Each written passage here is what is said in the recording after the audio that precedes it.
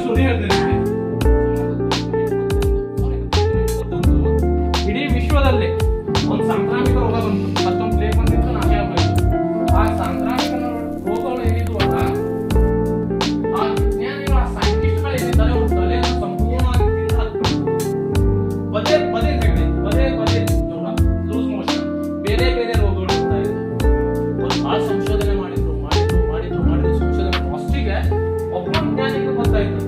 ಪರಿಸ್ಥಿತಿ ಮತ್ತೊಬ್ಬಂದ್ರೆ ಅವರು ಏನ್ ಮಾಡಿದ್ರು, ಈ ಪ್ರಯೋಗ ಮಾಡಿ, ಯಾವ ಪ್ರಯೋಗ, ಹ್ಯಾಂಡ್ ವಾಶ್.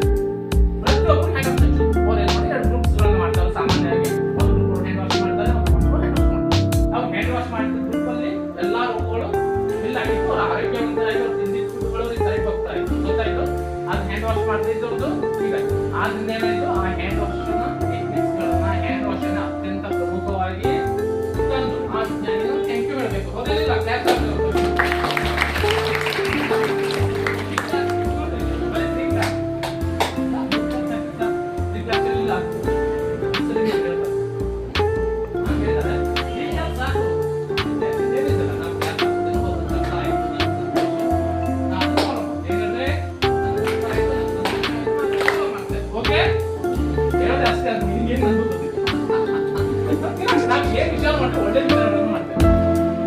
ಏನಪ್ಪ ನೀವು ಗುಡ್ಗಾರ ತಿನ್ಬಾರ್ದು.